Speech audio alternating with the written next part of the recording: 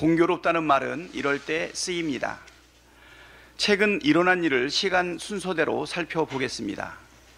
총선에서 집권 여당인 국민의힘이 참패했습니다. 해병대원 특검, 김건희 특검 찬성 여론이 압도적으로 높았습니다. 총선 이후 이원석 검찰총장이 김건희 여사 명품백 수수 사건에 대한 수사 지시를 내렸습니다. 그러자 갑자기 검찰 인사가 납니다. 김건희 수사를 담당하던 송경호 서울중앙지검장이 사실상 좌천되었고 이원석 검찰총장의 참모들도 줄줄이 다른 것으로 발령이 났습니다. 그리고 어제 김건희 여사가 무려 153일 만에 공개석상의 모습을 드러냈습니다. 참 경고롭지 않습니까?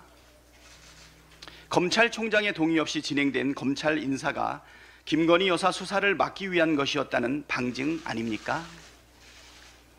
딱딱 톱니바퀴 맞물려 가듯이 돌아가는 것을 보면 김건희 여사가 검찰이 수사를 하지 않겠다는 약속이라도 받은 것 아니냐는 의심이 저절로 들지 않겠습니까? 제가 보기엔 오얏나무 아래에서 가끔 고쳐 맬 게 아니라 오얏나무 열매를 미리 따놓고 가끔 매는 척하는 것 아닙니까?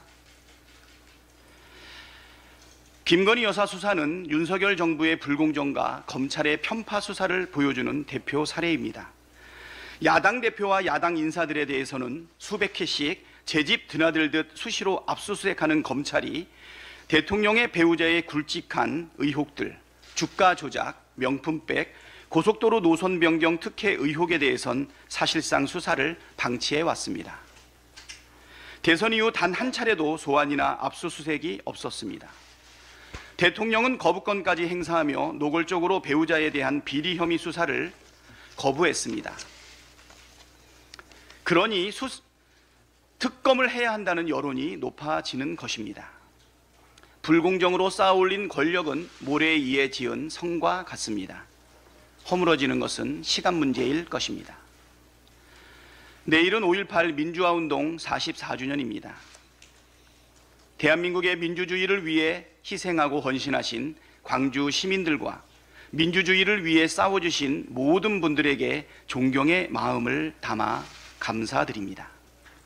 우리가 누리는 민주주의는 수많은 분들의 피와 땀 위에 만들어진 것입니다.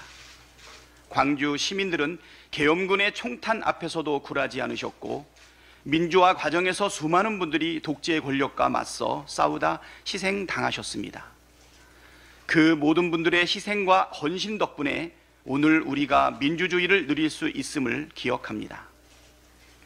윤석열 정부 들어 2년 만에 대한민국은 민주주의가 후퇴되고 독재화가 진행 중인 나라라는 치욕스러운 평가를 받고 있습니다. 총선 민심은 퇴행하는 민주주의를 지키고 앞으로 전진시키라는 요구도 담겨 있습니다. 현재 국회 본회의에는 민주유공자법이 직회부되어 있습니다.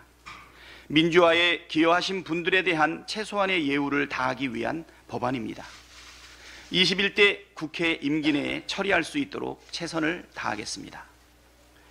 또 하나, 5.18 민주화운동 정신을 헌법 전문에 담아내는 일도 서둘러야 합니다. 윤석열 대통령도 약속했던 바이고 국민의힘 지도부도 여러 차례 동의했던 만큼 더 이상 미루지 말고 22대 국회에서 처리될 수 있도록 속도를 내야 합니다. 민주유공자에 대한 예우를 다하고 헌법 전문에 5.18 정신을 담아내는 일에 국민의힘도 적극 협력하기를 기대합니다. 5.18 정신을 헌법 전문에 담는 것은 찬성하면서 민주유공자법은 반대한다는 것은 명백한 모순일 수밖에 없습니다. 민주유공자법에 대한 태도가 국민의힘의 진정성을 보여주는 지표가 될 것입니다. 국민의힘이 신용만 내지 말고 이번에는 제대로 국민의 뜻에 응답하기를 바랍니다.